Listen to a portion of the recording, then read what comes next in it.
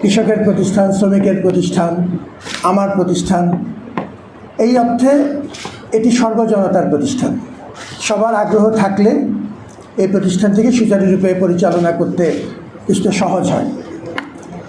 আমাকে যখন সম্মানিত আয়োজকরা যোগাযোগ করেছিলেন এই বিষয়ে এবং আমাকে আলোচকদের একজন বলা হচ্ছিল, আমি খুব কুণ্ঠিত হয়েছিলাম। আমি আমাদের ডক্টর খোরশেদ আলমকে বললাম যে ভাই, আমি তো আসলে আলোচক হবার যোগ্যতা রাখি না দুটো কারণে। এক হচ্ছে এই বিষয়ে বিশেষায়িত জ্ঞান আমার নেই, কিছু প্রায়োগিক অভিজ্ঞতা আছে কিন্তু বিশেষায়িত জ্ঞান নেই। বিশ্ববিদ্যালয় সংস্কার বিষয়ে একটু গভীরে যে এটি কঠিন কাজ, এ বিষয়ে কথা বলা মতো সেই যোগ্যতা আসলে আমার নেই। দ্বিতীয়ত, আমি এই বিষয়ের প্রতি পূর্ণ সুবিচার করতে পারছি না। আপনাদের সামনে দাঁড়িয়েছি, সম্মানের ব্যাপার। আমি যদি পুরো আলোচনা থাকতে পারতাম ভালো লাগতো। সব যে আমি বুঝতে পারছি তাও না, কিন্তু থাকা দরকার দুটো কারণে। যে যুক্তিতে আপনি বসছেন অভিভাবক হিসেবে, আমার সহকর্মী হিসেবে, শিক্ষার্থী হিসেবে, ঠিক একই যুক্তিতেই আপনার সাথে আমার থাকা দরকার, কিন্তু সেই সুবিচার আমি করতে পারছি না। এই জন্যই আলোচক হিসেবে থাকতে চাচ্ছিলাম না। তারপরে আমাকে যে প্রস্তাবটি দেওয়া হলো যে ঠিক আছে, আলোচক যদি না হয় তাহলে প্রধান অতিথি জাতীয় ভয়াবহ কোনো ভূমিকা পালন করা। তো আমি ভাবলাম যে প্রধান অতিথি হওয়ার চাইতে আলোচক হওয়া শ্রেয়, অর্থাৎ আলোচক পেয়েছি। আচ্ছা, এই কাগজটি সম্পর্কে আমার প্রথম অবজারভেশন, আমি চেষ্টা করেছি অন্তত একবার দুবার চোখ বোলাতে, যতটুকু সময়ে বোলাতে পেরেছি। প্রচুর পরিশ্রম করে এটি তৈরি করা হয়েছে। এই ধরনের সেলফলেস উদ্যোগ খুব বেশি পাওয়া যায় না। এই কাগজের অনেক বিষয়ের সাথেই আমার দ্বিমত থাকতে পারে, আপনার দ্বিমত থাকতে পারে। এই কাগজের অনেক বিষয় আমার পক্ষে ইহজনম এবং পরজনম মিলিয়েও বাস্তবায়ন করার ক্ষমতা না থাকতে পারে, কিন্তু এর যে আন্তরিকতা, এর পেছনে যে পরিশ্রম গিয়েছে সেদিকে আমার সম্মান জানাতে হবে। এর কিছু কিছু আমি এখনও মনে করি আমরা সবাই মিলে চেষ্টা করলে হয়তো বাস্তবায়ন করা সম্ভব। সব না হোক কিছু যদি হয়, কোথাও তো শুরু হলো। আমাদের যে জীবন এই পর্যায়ে, সেটি খুব কাঙ্ক্ষিত জীবন আসলে না। আমার সহকর্মী মিস্টার ওয়াইফার যেটি বলেছেন সত্যি কথা, যেটা এই কারণে আমি বললাম যে জাস্টিস করতে পারছি না, ঠিক। কিন্তু আমার বিকল্প হচ্ছে আপনাদেরকে সবার সাথে একটু সময় কাটানোর এই সুযোগটি একবারেই না নেয়া, অথবা সীমাবদ্ধতা সত্ত্বেও নেয়া। আমি সীমাবদ্ধতা সত্ত্বেও আপনাদের সাথে থাকবার এই সুযোগটি কাজে লাগালাম এবং সমৃদ্ধ হলাম।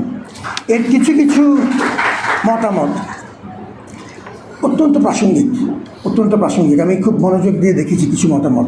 উচ্চশিক্ষা প্রসঙ্গে যে কয়েকটা কথা বলা হয়েছে, বিশ্ববিদ্যালয়ের ছাত্র এবং শিক্ষক রাজনীতি বিষয়ক যে প্রস্তাবগুলো দেওয়া হয়েছে, ভর্তি পরীক্ষা সংক্রান্ত যে বিষয়গুলো বলা হয়েছে, এর কিছু কিছু নীতিগত পর্যায়ে আছে আর কিছু কিছু অপারেশনাল পর্যায়ে আছে। অপারেশনাল পর্যায়ে কিছু কিছু হয়তো আমরা চেষ্টা করলে, একটু উদ্যোগ দিলে, সবাই মিলে যদি চেষ্টা করি সম্ভব। নীতিগত যে বিষয়গুলি আছে, সমাজের যেহেতু সমাজের প্রতিষ্ঠান, বিশেষ করে ঢাকা বিশ্ববিদ্যালয় থেকে সবার একটা আলাদা আগ্রহ থাকে। উপর থেকে যদি সমাজের সাথে বিশ্ববিদ্যালয়ের চুক্তির অংশ হিসেবে উপরি কাঠামোতে যদি একরকম ঐক্যমত হয়, তখন নিচের দিকে আমাদের সেটি বাস্তবায়ন করার কাজটা একটু সহজ হয়। মূল যে এই আলোচনার স্পিরিট, অংশীদারদের সাথে সার্বক্ষণিক যোগাযোগটা রাখা, সবাইকে নিয়ে চলার চেষ্টা করা। আমরা 7 থেকে 10 দিন আগে এই দায়িত্বে এসেছি।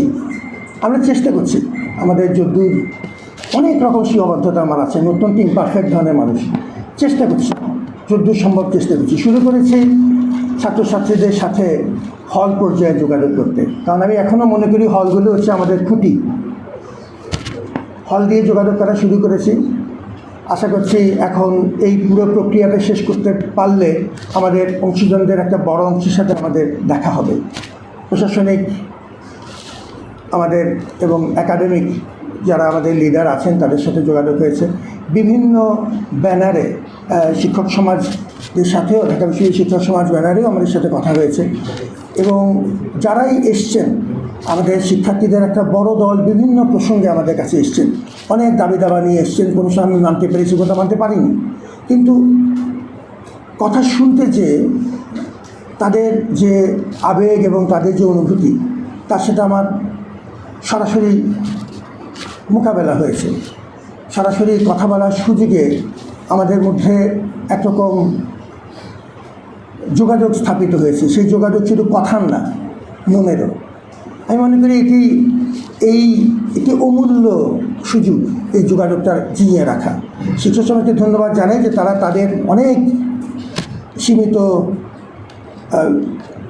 সম্পদের মধ্যে, সময়ের মধ্যে তারা নিয়মিতভাবে যোগাযোগের কিছু ক্ষেত্র তৈরি করে দিয়েছেন।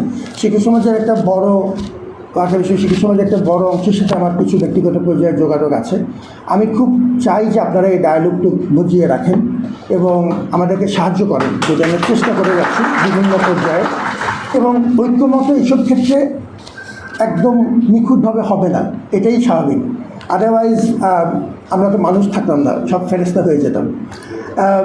সেটা ঠিক আছে, কিন্তু মোটামুটি বড় দাগে যদি কিছু ব্যাপারে আমরা একমত হতে পারি এবং কোথাও যদি শুরু করা যায়, একটা স্টেপ তো হলো, এটা আশা করছি। তো আমরা যেটা বলেছিলাম যে আমরা ইন্টারাকশনটা করছি আপনাদের এই গাইডেন্স অনুযায়ী, চেষ্টা করে যাচ্ছি ইন্টারাকশনের। অগোছালো হোক, খুব বেশি সুবিন্যস্ত না হোক, অসুবিধা নেই, ইন্টারাকশনটা হোক, কথাবার্তা হোক, মত বিনিময়টা চলতে থাকুক। 10টা সিদ্ধান্ত নিলে যে একটা ভুল হবে, ভুল হবে। আপনি আমাকে বলবেন, আমি আপনাকে বলবো কি যুক্তিতে ভুল হয়েছে, একটা যুক্তি নিশ্চয়ই আছে। যেটি সিদ্ধান্ত ঠিক নিয়েছে সেটিও আমি ব্যাখ্যা করতে চাই, সেই উদ্যোগটা রাখতে চাই। আরেকটি কাজ যেটি করার চেষ্টা করছি সেটি হচ্ছে যে আমাদের মধ্যে, এই ব্যক্তিগত কথা বলছি, এটিকে ক্ষমা করবেন আপনারা সবাইকে পাওয়া, কারণ আপনারা ঢাকা বিশ্ববিদ্যালয়ের সবচেয়ে গুরুত্বপূর্ণ অংশীজন, অভিভাবকরা এখানে আছেন, অপর বিশ্ববিদ্যালয়ের শিক্ষকরা আছেন। আমরা আসলে এই বিশ্ববিদ্যালয়কে সর্বজনতার বিশ্ববিদ্যালয় করতে চাই, চেষ্টা করতে চাই, অবশ্যই করতে চাই। শিক্ষার্থীরা আছেন। আরেকটা যেটা করছি যে আমাদের মধ্যে, যেটাকে যদি আপনি ধরেন সিনিয়র ম্যানেজমেন্ট টিম জাতীয় কিছু বলতে চান, যেটা আসলে আমাদের ওই অর্থে এখনও কাগজে কলমে নেই, উপাচার্য, উপ-উপাচার্য, কোষাধ্যক্ষ, এই টিমটি রেজিস্ট্রার সহ, আমরা চাচ্ছি যে এনাদের মধ্যে একটা নিয়মিত যোগাযোগ হোক। উপাচার্যের জন্য এককভাবে সিদ্ধান্ত নিতে না পারেন, তো উপ-উপাচার্যের জন্য কোনো এক পেশে না হয়ে যান। এই যোগাযোগটুক এখন যে পর্যায়ে আমাদের আছে, তুলনামূলকভাবে কার্যকর পর্যায়ে আছে। সেটি আমি অত্যন্ত কৃতজ্ঞতার সাথে আমার সহকর্মী, আমার তো এখন টিমে লোকসংখ্যা অত্যন্ত কম, আপনারা জানেন। আমরা যখন শুরু করেছিলাম তখন একজনও ছিল না, এখন অ্যাটলিস্ট 3 জন হয়েছে। আমরা অত্যন্ত কৃতজ্ঞ যে আমরা এই স্পিরিটটাকে ধারণ করতে পারছি, সিদ্ধান্তগুলো একসাথে নিচ্ছি যতদূর সম্ভব, আলাপ করে নেওয়ার চেষ্টা করছি, যাতে আমাদের একটা কালেকটিভ রেসপন্সিবিলিটি থাকে এবং একটা অফিস যেন হঠাৎ করে ক্ষমতাবান না হয়। সাজানোর ব্যাপার নিয়ে আমরা একটু আলাপ করতে পারি, একটু হয়তো প্রায়োরিটাইজেশন করতে পারি, যে কোনটা আগামী 6 মাসে করা সম্ভব, কোনটা আগামী 6 বছরেও করা সম্ভব না, তার একটা হিসেব হয়তো করা সম্ভব। কিন্তু এর অনেকটুকু আমি মনে করি, এমনকি আমাদের যে বেসরকারি বিশ্ববিদ্যালয় বলতে যেটা বোঝায়, আসলে বিশ্ববিদ্যালয়টা সরকারি বা বেসরকারি হয় না। বিশ্ববিদ্যালয়ের পরিচালন ব্যবস্থা সরকারি বা বেসরকারি হতে পারে, কিন্তু বিশ্ববিদ্যালয়ের যে মৌলিক লক্ষ্য, এটি সমাজের প্রতিষ্ঠান, সমাজের জন্য জ্ঞান উৎপাদন করবে, বিতরণ করবে, সঞ্চালন করবে। এটি যদি হয় তাহলে সেখানে বেসরকারি আর সরকারি কোনো পার্থক্য থাকতে পারে না। তো আমি মনে করি যে এই কাগজটির একটি ওয়াইডার অ্যাপিল আছে। আমরা ধীরে ধীরে এর থেকে একটা নির্যাস তৈরি করে, যদি একটু এর থেকে নেক্সট স্টেপ হবে হয়তো একটু কার্যকর পর্যায়ে কিছু অগ্রাধিকার ভিত্তিক একটা সারসংক্ষেপ বা নির্যাস তৈরি করে স্টেপ বাই স্টেপ একটা চেষ্টা করে দেখা। এর মধ্যে আমরা আরও কিছু উদ্যোগের কাজ দেখেছি, যারাও কিছু পরামর্শ দিচ্ছেন। সবগুলি মিলিয়ে যদি আমরা একটা রিভিউ কমিটি টাইপ কিছু করতে পারি কি না, এটাও আপনাদের একটু থাকা দরকার, যাতে আমাদেরকে হয়তো একটু একসাথে মিলিয়ে কমন থিমগুলো নিয়ে একটা দুটা যেটা আমরা ঐক্যমত তৈরি করা সম্ভব, সেটি নিয়ে কিছুটা এগিয়ে যাওয়া।